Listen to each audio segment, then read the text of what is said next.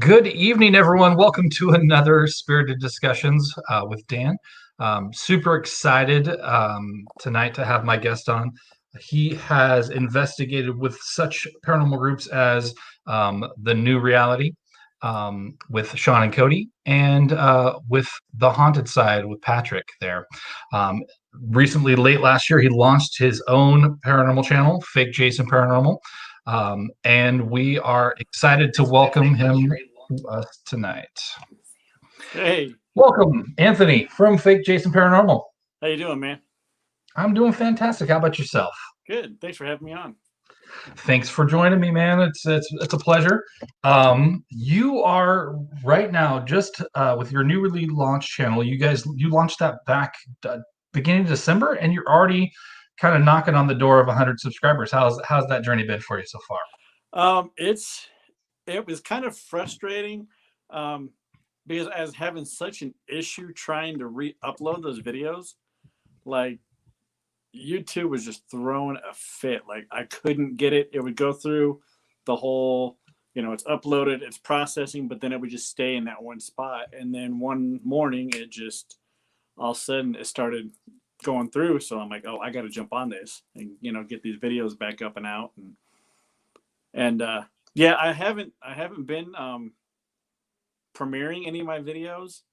I've I've been using that Adobe Rush Mm-hmm. on my tablet, but it's funny when I used it on my phone when I first shot my first couple of videos, it gave me the option um, to upload it onto YouTube straight from that the editing app, and then I could premiere it and all that stuff. But for whatever reason with the tablet, it doesn't give me that issue. It's like, oh, would you like to to upload this to Instagram? I'm like, yeah, no, I don't think so. I don't think Instagram can take something that big. Gotta So love technology. I've been having to go and export it, and then log into my YouTube channel, and then add it from there, and then doing all the details. And so, yeah, that's why I haven't premiered any of my videos. So it's like you wake up and it's like, oh, Anthony put out 2 more videos. So, you know, Well, content's been great, man. Content's been amazing. I've loved all of your investigations. Let's see here. First question. So with your channel, you just wrapped season one of Fake Jason Paranormal with your Biltmore final investigation just yeah. a little bit ago. Yeah. How's that gone? How was that experience? The experience was crazy. Like I've done parts 1 and 2. There's probably gonna be a third part, and that'll wrap up. That'll be the last video for season 1. Um, but it was really amazing. Patrick from the Haunted Side, he actually, I got in contact with Jamie Lee about investigating the Biltmore, and she's like, yeah, I just got on talking to Patrick, and he spoke really highly of you, and he paid for everything. So he paid for all my fees Awesome. and all that stuff to go investigate the Biltmore. So that was really cool. And then the evening we were there, we got the whole walkthrough. We got the history of the hotel, the different rooms that they have, different paranormal things going on in there, and we pretty much had the hotel to ourselves. So that was kind of cool. And And then within was that basically due to COVID? Just there wasn't a lot of guests there? yeah, a lot of that had to do with COVID. They've got, like, the gaming part is doing good, but like the hotel part, at that time that we were there, like on one entire floor, it was just us. There was like nobody else on that floor. So that was and we did have some experiences on that floor, and it was kind of crazy because we were in one part. It's called the mob room, so it's kind of almost like a little hidden room, and there's a lookout that looks out over, like, the landscape of the hotel. So they like, hey, the cops are rolling up, make a call. They can, do whatever they needed to do to wrap everything up. But in that room, it sounded like from above us, you can hear like one of the closet doors, like somebody was opening and closing a closet door, the old ones with the rollers, and we couldn't explain it. Like I'm like, I'm gonna go out in the hallway, look around the hallway. I'm like, well, the only thing on the other side of this wall is a fire escape, so it's not that. So it had to have been from the floor above us. But the coolest thing that happened that night was we weren't even there 15 minutes, and I was doing a EVP session in the chapel where they have a piano. And I asked, if there's somebody here, can you come make yourself known? Can you possibly come over here and, play a couple keys on the piano? And so I did the EVP session. I was doing the review and I stopped it. I was walking back up to the camera, and all of a sudden Jessica's like, "Did you hear that?" And I'm like, "Yeah." That was like a no. She's like, "No, that was the piano playing." I'm like, "No way." So we stopped filming, went back, watched the footage, and sure enough, we caught one of the keys being pressed. And then we started to back up because we were hyped. It's like, holy shit, we haven't even been here, 10 minutes, and already we've got activity on the piano. And it happened 2 more times within that 15-minute period. And it was the same note all 3 times being pressed on the piano. So I went over there and I'm like, look, this isn't one of those pianos that, automatically plays by itself. There were like no strings, nothing. So I was crawling underneath the piano. Like, I'm like, this is crazy. Like it was really cool. That is awesome. So much fun. Yeah, that place is nuts. That's one of the only places I've ever gone that I had driven from Oregon, and it was like 10 hours, and I had driven all over Tahoe trying to find a hotel.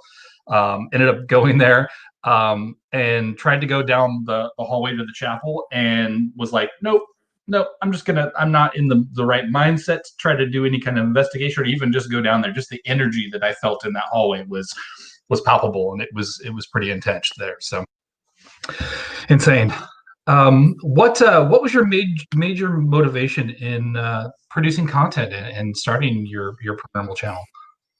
Well, a lot of it was funny because I was watching Vivian's interview with Jason and Patrick from the haunted side, and she'd asked them, she's like, what would you want to say to somebody that wants to start their own YouTube channel to get into the paranormal, to start making content? And Jason was just like, him and Patrick, like, just do it. Like, go out there. They're like, there's no blueprint on how to do it. There's no wrong way or right way. Get out there and, take your phone. They're like, you don't need any, fancy camera or anything like that. Your cell phone works just perfect. And get out there and, see what happens. And it was kind of cool because Patrick's like, when we did the live streams, from the Donovan, I ended up getting my name, Fake Jason, from, his followers on the channel, because they're like, oh, hashtag Fake Jason, because him and I from behind the camera, we sound alike. Mm-hmm. And so I went to the mall. I'm like, you know what? I got a hat made. I showed Patrick, I'm like, look, dude. And he's like, that's funny. So it just started out as a rolling joke.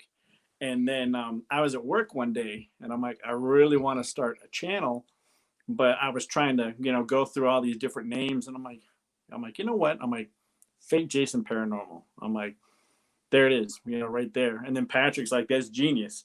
He's like, because you got the word fake and then you got paranormal in the same one. And he's like, and that's just, he's like, once you get up and going, he's like, it's just going to blow up. Definitely. It's going to drive viewers to your channel and everything there with that. So Fake Jason. Well, this guy's not fake at all. Look at this. This is all amazing footage here. I love it. How has the journey been for you so far? Pretty enjoyable? It's been good. It's been it's really taken off. Just from what I've seen with like other channels trying to come up and go. I really had a lot of help.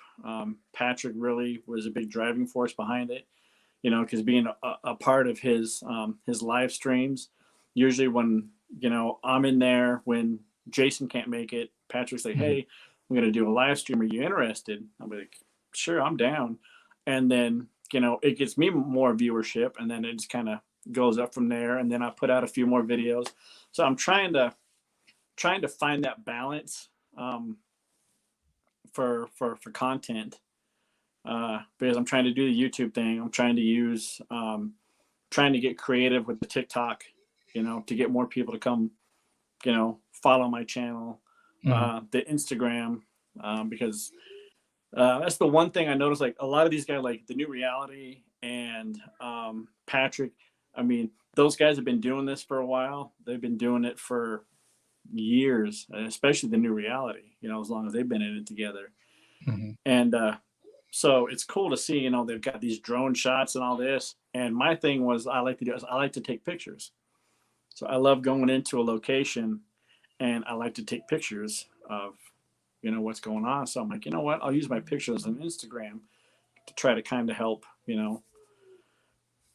get a little following behind that. Cause I'm like, if I fail as a paranormal investigator, like I'm pretty sure I can, do okay as, posting photos of haunted locations, and Sean and Cody, a couple of times now have, used pictures that I've taken, that I took the one of their photo now with the two of them, that black and white, that was taken at the Donovan Mill. And then the other, I took one from the Crown Point, and Sean used that as their thumbnail. So I'm like, anytime you want to use it, man, just go right ahead. I don't have any issues with it, So, and like I said, Patrick and Jason have been a big help, along with the New Reality, and even exploring with Eric. I was at work. It's like 2:00 in the afternoon. Patrick texts me. He's like, "Hey," it's like, "I know it's last minute." He's like, "But would you like to go investigate the Washoe Club?" And I'm like, "Oh yeah, I'm not passing this up," which is crazy because at that time, I'd only put out 3 videos. So it was the Truckee River Murder House, it was the Cave of the Red Haired Giants, the Lovelock Caves, and then the Donner Tunnels. So when we went up there, I'm like, how crazy is this? I'm like, this is like my 4th location that I've been able to investigate, and I'm in the Washoe Club. So that was, and I've been twice now. So I've got to go with, because we helped exploring with Eric. So he was there, Patrick was there, I was there. So we were helping Eric film for his video, and then Patrick filmed some footage that night at the Washoe Club. So it was kind of cool. And the one that I put up from the Washoe, it was just like a little walkthrough. So that was before Eric and Patrick showed up. We were just kind of going through in the different. So that's why that one was like as short as it was. And then the second time I got to go was just about a little over a month ago with the New Reality. Little Anthony wasn't able to make the trip, and Sean or Cody messaged me. He's like, "Hey," he's like, "what are your plans this weekend?" I'm like, "Well, I'm supposed to go to the Biltmore Friday night." He's like, "Damn," he's like, "because we're supposed to go to the Crown Point and the Washoe Club, and we need a camera person." So I'm like, hold on. So I went and I messaged Jamie Lee, and we were able to reschedule the shooting for the Biltmore. So, which kind of worked out in her favor. So that Friday night we did the Crown Point Mill. Saturday night we went up and did the Washoe Club, and then Sunday night we went up and did the Tahoe Biltmore. So that was an insane weekend. The 3 different amazing locations like that in one weekend. It was pretty crazy. Oh yeah. That's the like trifecta of that area almost there. Yeah. So no, it's so really like. Go ahead. Overall, so the what do you feel has been like the most intense location that you've gone to? I'd probably have to say the Crown Point Mill. Between that one and the Washoe Club, the Donovan Mill the Donovan Mill's got some crazy stuff going on. But then when you step into a location like the Crown Point, like it intensifies. It's probably like 4 or 5 times more paranormal experience in there than in the Donovan. And in fact, the 2 full body apparitions I've seen, both of them been in the Washoe Club. So there was we were doing a private event for Northern Nevada Ghost Hunters, which I'm a part of, and we were unloading the car, getting everything set up, and the rest of the team was going to the Gold Hill Hotel to use the restroom before everybody showed up, so we can start the investigation. And I was supposed to be setting everything up, and I was coming back up between the two vats in the main area of the mill, and I looked up on the third level and saw a full body apparition walking from left to right. I could make out his beard, his hair color, and just everything. Just like, and I was like, first thing, I'm like, hello, is there anybody here? You're not, this is private property, you're not supposed to be here. And then I heard a full-blown conversation between two different people. So that's when I'm like, I stopped setting up, I grabbed my phone, and I went up there. And immediately I'm trying to, when I get into something like that, I'm trying to debunk it. I'm like, okay, let's figure out what it could be. Maybe there might have been somebody kind of like, looking around, peeking through the windows, up there taking pictures or whatever. Or I'm like, oh, maybe it was somebody behind the mill, but it couldn't have been behind the mill, because behind the mill, it's like a sheer drop off. Because there's a mountainside right there. So that's the first thing that I always try to, do. If I see something, I'm like, okay, let's try to recreate that real quick before I call it paranormal, Yeah, So definitely. Always debunking. Always, not everything's paranormal, but everything's paranormal until you can prove it otherwise. Yeah, exactly. So how close? So the Crown Point Mill is there. How close is the Crown Point Mill to where the Crown Point mine entrance is? I want to say it's a couple hundred yards, because it's closer to the Gold Hill Hotel. Because you've got the head frame for the Crown Point mine, and then you've got the Yellow Jacket, and then you've got there's one more to the left of that one. I can't remember the name of it. And then you got the Crown Point. You got the Crown Point Mill itself. Yeah. And that Yellow Jacket fire was the one that took the 80 miner lives there, yes. And it's actually spread to the Crown Point mine as well too, because they're kind of interconnected. The Crown Point and the Kentucky. That was the other mine. So it spread to those three mines, and it was just because a bunch of the mines, especially in Nevada. So right outside the Gold Hill Hotel is this big giant head frame where they would lower the miners down into the mine itself. So the fire broke out around the 800-foot level, and it could have been somebody left a candle going, their headlamp, but that it spread. And when they worked in that environment, they were only able to work for 15 minutes at a time, because the temperatures would reach 120 plus degrees. So they would work for 15 minutes. They would come back up. They had like it's almost kind of like an ice box.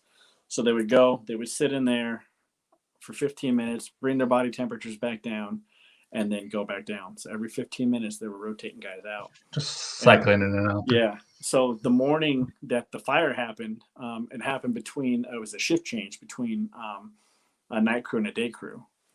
And with all the fumes and the toxic gas and stuff like that, that's what prevented them from being able to go down in there and being able to rescue everybody. And then it just spread. So they had no choice. They're like, we can't get to them. We can't get people in there. And they ended up, like I said, they ended up closing off the mines. And it burned for well over a year. It was on fire for well over a year underneath. So they actually, and with the Crown Point, I think they found another way in, but it was like, God, it was, I don't know, maybe like another half a mile up at the top of past Slippery Gulch as you're going towards Virginia City. And there was an alternate entrance that they used to start pulling stuff out. Jeez. How much preparation do you do going into an investigation? Do you try to just get basic general history, or do you kind of go in and figure out where people have seen apparitions before and try to recapture those? Kind of, what is your process for that? With the Donovan, with that one there, um, again, being with Patrick, Mhm. and then getting to go down, with yourself, and then the new reality when we spent that night in there. I've been there enough times, so I know kind of where the hot spots are, Mhm. so that kind of prepared me. With the Washoe Club, I didn't know too much other than kind of seeing what uh, Jason and Patrick shot. So I took like their little tour. It's like a little Mhm. 45-minute tour, and the guy goes through and he walks through and gives you the history of the hotel and Mhm. where the hot spots are. Um, with most places, it's just okay. I'll watch this video, see what they have. If it has a history on it, like the Crown Point does, I'll definitely look into the history and see what's behind there, because that one there, that was a big part of Virginia City, Mhm. that Crown Point Mail, because a lot of what they pulled out of there helped build San Francisco and parts of Los Angeles. Mhm. Very But cool. yeah, like the Truckee River Murder House, that was probably the hardest one, Yeah. because there's not a lot of info to go off of. I know Jason's tried numerous times to find any information that he can, and there was nothing. He couldn't find anything. So Yeah. that one there is just kind of okay. Watch what this team did, and then we'll go into it and see what we can kind of help add to the story, or kind of maybe solve a little bit more, of what's going on around there. Definitely. Ever been scared on an investigation? Yes. Yeah. The and it was funny because we were that night that I saw my first full body apparition at the Crown Point. We were wrapping everything up, and we were pulling all the tables and everything down, putting them back into the car. And me being the smartass that I was, I'm like, oh, I'm gonna sing a song. So I started singing, if you're happy and you know it, throw a rock. And as I got to the end of the course, and I was just making this up all the way up to the steps. And I told him, if you're happy and you know it, and you really want to show it, if you're happy and you know it, throw a rock. Well, I heard something behind me, and I turned around, and something growled, like it was like right in my face, and I screamed, like it was loud. And it was funny because the girls were messing around with the digital recorder, so they've got me screaming on that. They don't want to let me live that one. It's like the snake. Yeah, it's like the Snake snake. Jason. Yep, it was that exact same scream. Like it was crazy. But that was the only time that I actually really truly got scared. Mm. Like my nerves were really on edge when I did the Truckee River Murder House, Mm-hmm. because I went there during the daytime. We checked it out, took pictures, and then when it came time to shoot the video, it was like, oh man, this is really unnerving. But um, once you have the light on the camera, once you get going and you get comfortable, you kind of block everything else out, and you just kind Mm-hmm. of just start to feel, I'm like, okay, this isn't so bad now, because even though it's just you, your camera person, and the camera, you feel like, okay, there's other people there. They're Mm-hmm. gonna see this, but at the time, it feels like you have an audience that you're talking to, so Yeah, it doesn't make it quite as bad. definitely. Yeah. And the Turkey River Murder House, that was your first filmed investigation, right? Yeah, yeah, Yeah. yeah. I So did that going. one. I did that one, and the Cave of the Red Haired Giants. I shot both of those on my cell phone, Hmm. and then when I got my tablet, I'm like, oh, dude, we got to go do the Donna Tunnels.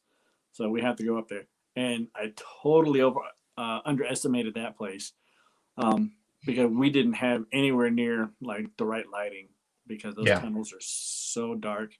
Like with the light for the tablet, I might have been able to see like 2 feet in front of me.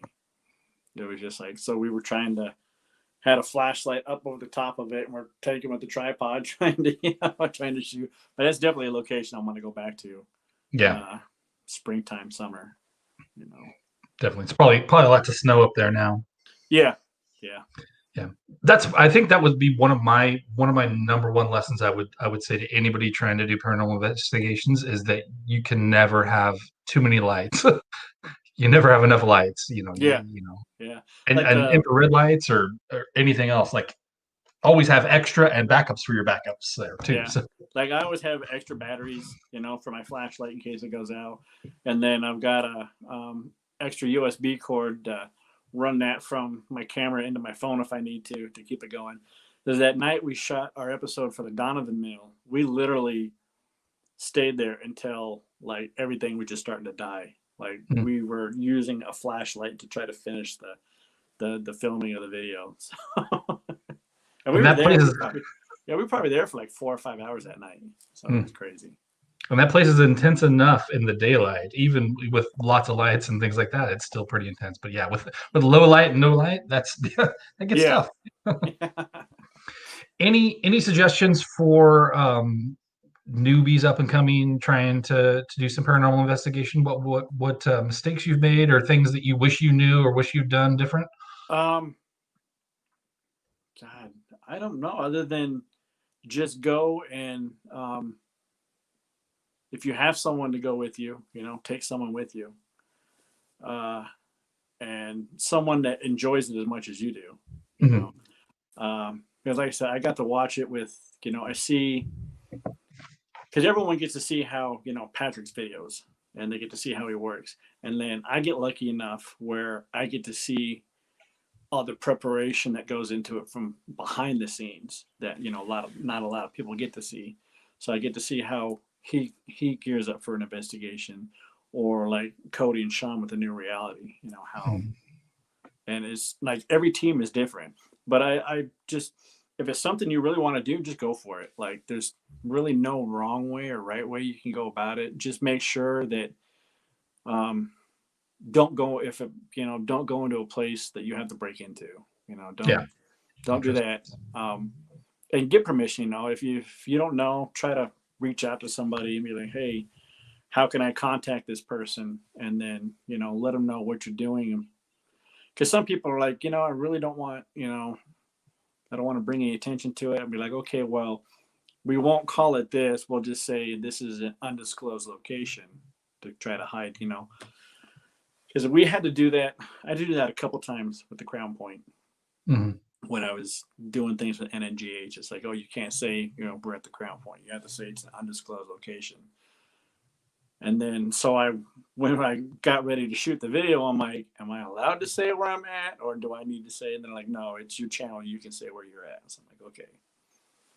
They just don't want, like with the Clean Water Demon House, like, with the homicide being there, it's been really, really popular. With people. And actually there was a photo that I took on there, and it says high haunted side, like somebody took a little Sharpie and because they knew they'd be back eventually. But then people do things in there they probably shouldn't, like trying to summon things. I took photos of I don't know, it was chicken bones or whatever, but then there was like a little pentagram on the floor, so that someone was trying to summon something they had no business trying to do at the time. No, and I think that's one of the questions I would have too, is how detrimental do you think it is, or how off-putting is it when we go into locations, or Patrick goes into locations, and then it's going to be overrun with other people that, because these, it's easy to find if you know how to use a modicum of Google Maps. You can find any of the locations. Is there a worry that somebody's going to go in there and mess it up for us in the future, or for themselves? Well, like when we did the Crown Point, we were doing Michelle, my wife, her and I were doing the walkthrough, and there was a spot in there where somebody could have got into the mail. So I took it I found whatever material that I could at the time and cinched everything up, tied everything off, just so people can't, because that's, when they're trying to, a place like the Crown Point, like the Donovan Mill, they're trying to rebuild all of that to bring it back to what it used to be back in its heyday, because they want to use those as not only as a working mill, but they also want to use that as a museum to show people how things were done back in the 1800s. This is how they mined for ore. This is how they mined the silver. And so that, that's, you don't want to go into a place like that and, have somebody go in and spray paint or steal something or, so we're trying to preserve. That's what NNGH is about. They're trying to preserve the historical locations, especially on the Comstock up there in Virginia City. So everything that we do as far as like the private tours and like the Gold Hill Ghost tours that we do up there, all that money that we raise for that goes, 100% of that goes right back to the Comstock Foundation. To preserve that and the other locations that they own.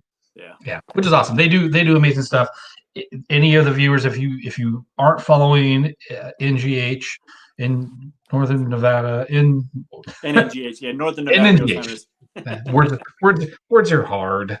In NGH, Northern Nevada Ghost Hunters, and what they're doing up in that area, do it. I mean, they are an amazing group of people. So, what's your next location? Where you go next? I don't know. Like, I have not been to I've been to the Clean Water Demon House, but I've only been there during the daytime. And that was to go in just to kind of to see it and take pictures. So I haven't been able to investigate that place yet. I'd like to do that. And I'd like to go back to the Hunter Creek House. I wouldn't mind going there. And then I definitely wouldn't mind going back up to the Washoe Club again. Just doing your own thing at the Washoe. Yeah, because it was, I mean, the night with Eric and Patrick, like it seemed like whatever was there, it was just messing with us. Like, we would be in one part of like the ballroom, and Patrick and Eric had a SB7 spirit box set up in one of the front rooms, and that thing's going off, and all of a sudden we can hear a woman, like clear as day, hey, we're like, whoa. So we kind of like walk back in that direction. As soon as we get up there, then all of a sudden we're hearing it back where the in the Millionaires Club, back where the poker room. In the poker room. So it was just kind of messing with us. And Patrick even had a I want to say, I don't know if it was, I had to say maybe it was his channel that we were shooting for, because Eric had an SLS. I had the night vision camera, and Patrick had a coat rack fall on him, which was crazy because I saw it out of the corner of my eye, and it came back and it nailed him in the back of the calf. But we're like, where the hell did this thing even come from? Because it was like set up in the corner of the room, and then you just hear something slide across and then just wham. I was like, holy shit. And then Cody and Sean haven't released their video yet for the Washoe Club, but when that comes out, all I'm going to say is I almost guarantee that's going to be the next Nuke's Top 5. Nice. Yeah. That's awesome. That'll be a good one. What piece of equipment would you purchase next if you and all of our stuff is really expensive, but is there any dream piece of equipment that you want to have? I wouldn't mind having an Ovilus. I wouldn't mind that, or like an SLS camera. Because I've got, like, right now, I've got the whole, I've got my iPad, I've got the light bank. I like the little cat balls. I've had a lot of good experiences with those as far as interaction with spirits. I'm gonna get that damn bell to work. Somebody's gonna tap that bell one of these times, And I have an SB7 spirit box. That one frustrates the hell out of me because it's a completely hit and miss. Like maybe once out of every 4, maybe 5 times that I use it, it actually works for me. Mm-hmm. Other times it's just like we're doing a sensor deprivation, or we're just randomly just let it going and we're not pulling anything. And I'm just like, I am gonna sell you to a pawn shop if it won't work. But I'd have to say my best piece that I like, pardon me, is my digital recorder. Mm-hmm. Like, I think all the best evidence I've captured has been with that. I haven't edited the video, but we've gone back and watched it because we shot there at the Crown Point for about 3 hours, and we did 4 different EVP sessions. And the first one that we did, I turned on the digital recorder, I sat it down, and I hit record. And before I could even ask my first question, I already got a response. Like, I was just like, no, this, like, it's just really weird with that because I get a lot of, I have a lot of success with the digital recorder and EVPs. Mm-hmm. Like, I walk in and I'm like, this can't be that easy. Like, I hit it, and it's like, I'll get 3 or 4 responses, and I'm like, come on. I'm like, it just could be, I'm in the right place at the right time. Yeah, totally. Well, and you've got a characteristic with it too. You taught me something that I hadn't ever considered before I investigated with you, is that don't hold on to the digital recorder. Set it down, because otherwise you get, your hand muffling, anything like that. There's other sounds you can pick up with that, but you put it down and let it go. And we caught Mrs. Donovan or somebody down in the basement at the Donovan Mill saying, yeah, when we asked if Mrs. Donovan was there. And then when we were in the office, we caught also some sounds that were coming through there as well too, with it just sitting on the table with us not touching anything at all. And so because that's when I learned, because I'm like, oh, what is that? What's that noise? And I'm like, oh, that's me walking around with it, So that's where I try to learn. Like when I do my EVP sessions, I'll set it down, I'll hit record, I'll step away from it, and then I try not to move too much. I just kind of stand right there. And it's crazy how much you actually catch. Like in the episode 2, the Cave of the Red Haired Giants. So, and this was the daytime when we were shooting this one. We just went up there to go check it out. We're like, you know what? Let's go do something different, something that nobody else has done. Mm-hmm. And so we looked at the history of it. We went up there. We were doing an EVP session, and down in the cave itself, they have a deck that goes down in there so people can go and they're not disturbing anything, and they can see, there's actually, you can see the scorch marks on the top of the cave and the walls from where, the fire occurred. Mm-hmm. And then it's got a second level that it drops down to. Well, we were doing an EVP session. Jessica was behind the camera, and I was off over by the rocks, and I'm just standing there, and we're conducting this EVP session. But behind us, we kept hearing almost like somebody was throwing something, like hitting the wall. But we couldn't, at the time, we didn't hear it. But when we played the recording back, you could hear all this stuff going on in the background. So I was like, that is crazy, because we're like right there, but we're not hearing this until, we go back with the playback. Yeah. Do you run any of your audio or things through any editing program, or not editing program, but like audiology or anything like that, to kind of pick out the spikes and see if there's anything that's coming through that you want to listen to a little closer? No, I don't. No. I just use my headphones. Your headphones. Yep. And then that's when I go back and a lot of what I catch, a lot of it is like, oh, yep, there was something there. Like, and there's a couple of things, like, I haven't listened to any of the recordings a second time or a third time from the Crown Point, but we had one point where Michelle and I were having a conversation, and then I was asking a question, and it almost sounds like somebody else is having a conversation right over the top of me, but it was really light, faint. So it was like, and that night, our biggest thing was there was a storm coming in. So we were dealing with like 45, 55 mile an hour winds. So it's like, you guys are going to have to bear with us because you're going to hear banging and stuff in the background. Some of that is the wind. Other parts of that are not the wind. Clearly not. Yeah. But that was the biggest thing, was just like trying to sit there and just like, okay, that's hard to, trying to debunk what's wind and what wasn't. Because it's like, if you stood there long enough, you're like, yep, no, that's the wind. And then you hear something else, like, yeah, no, that wasn't the wind, But definitely. Yeah. So going into your investigation, like when you started out and you were covering for Jason, doing the lives and things like that, did you have any kind of film experience other than like still camera stuff going into that? No. Nothing. So it was just like, Patrick's just like, here's the camera, here's the light bank, don't trip. Don't trip. Yeah. So don't trip. And, don't pull little Anthony.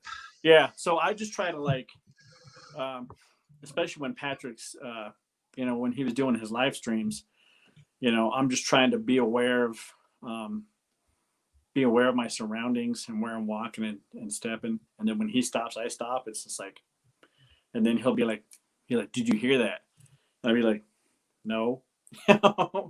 And because it was a whole nother thing. It was like, you really have to stop and think about what it is that you're doing, and you're trying to, you were there with me, with them in the new reality. That mill is pitch black, and we got like a little, 3-inch screen that we're trying to see everything. Use the step because you can't see anything. Yeah. And then Patrick's like, he's like, just tilt your screen down. So I tilt the screen down and illuminates the floor so you can see where you're walking. Yeah. So you at least see, when you're stepping there a little bit there. Because I want to say like the first like 2 or 3 live streams that I did with him, it was guaranteed I was going down. Like we were back behind the very back room, behind the zinc room. We were outside, and I was walking down the side of the mill, and I went to step, and my footing went out from underneath me, and I fell. And the only thing I can think of is, here it is, this $2,000 freaking camera and all this equipment, and I'm gonna drop it. And I held on to it, gouged the crap out of my knee. I got blood running down and everything. He's like, "You fine?" I'm like, "Yep." I'm like, I didn't even drop it. So it was just like, that's the hardest thing to get used to, is being not being able to see where you're going is the biggest thing. Let's see. We got a question from Mr. Bunny here. What is it there? Places close to road or groups of other people outside will try to investigate. Yeah, we ran into that problem. I want to say it was at the world's largest ghost hunt. We were at the Donovan Mill, and there was a motorcycle rally going on up in Virginia City. So all night they're up and down that road, and here we are. Everything's all quiet. We're trying to do an EVP session. I was like, you guys are killing us. So we're like, you know what? We really need to like close this road off, because there's an alternate route. They can take a truck route like around and take the truck route up to Virginia City. So it's like, we can have that section of the road closed off to where, there's no outside noise contamination. Michelle and I ran into that the other night at the Crown Point. We were sitting there doing an EVP session, and this car goes by with this loud exhaust, and we're sitting there. I got the camera rolling, and we're just like, okay, like, you can keep going. And it probably went on for like 3 minutes, and I'm like, it was a quiet at that time. The wind had died down, but you can hear this car going all the way down the canyon, and then all of a sudden it's like, it's coming. I'm like, what? Did it turn into a plane circling back? So coming back at you. Get out of here, guy. But yeah, most of the locations that we go to, like when you're outside, like the Truckee River Murder House, you've got Interstate 80 across the river, so you got all that the interstate traffic. when we were at the Hunter Creek house, when you're on the bottom floor, it's not too bad because it still has all the walls, whatever windows are there, all boarded up and everything. But you go upstairs and you have like one wall, and then the other three walls are all exposed to the outside elements because there's just nothing there. So then you hear all that highway and interstate traffic. But like out at the Lovelock caves, like I think there was one other person that came up that afternoon, and then right as we left, there were like more. But that's out. We're probably like 40, I don't know, like 35, 40 miles out in the middle of the desert.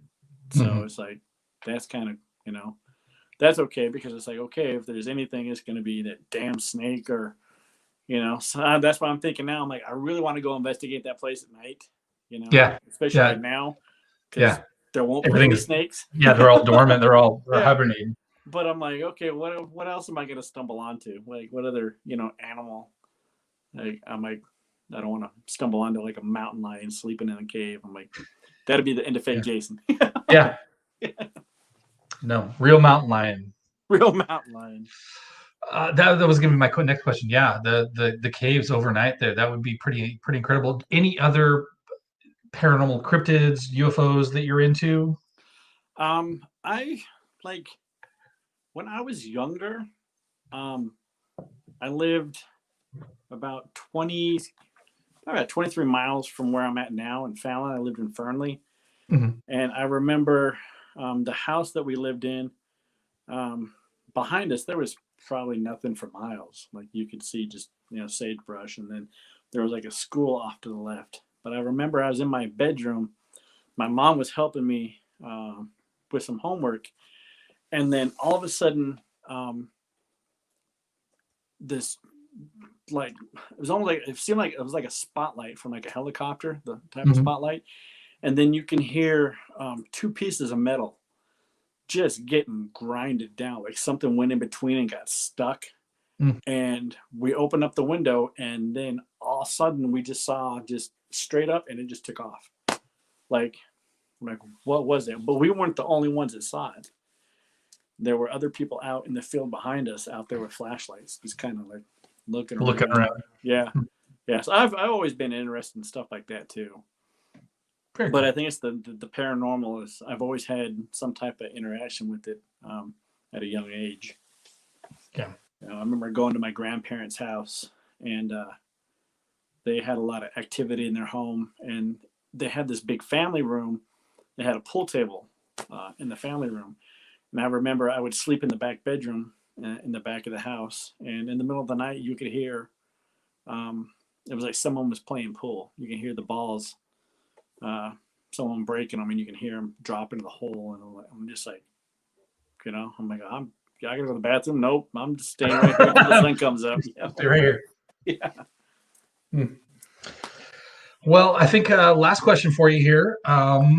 Dream location for you to go do a paranormal investigation at? Where would that be? Oh, man, they're all back on the East Coast, like the was it Penhurst? I would love to go check out that place. Like, I think those places are really cool because those are the ones that I remember watching ghost hunters, with taps and watching them go into these amazing locations like these the asylums, the prisons, and it's just like how do you survive? How do you pick where you go in such a big environment like that? Like I couldn't even begin to to figure out where do we start. It's like, okay, let's just go here and let's see what happens. Yeah. I would really like to go kind of like back into like New Orleans, back with some of the plantations and stuff like that, and and to kind of see what because there's a lot of voodoo and black magic back there. So I mean, I could only imagine what you'd be able to catch. Alcatraz would be another cool one to go to. Yeah.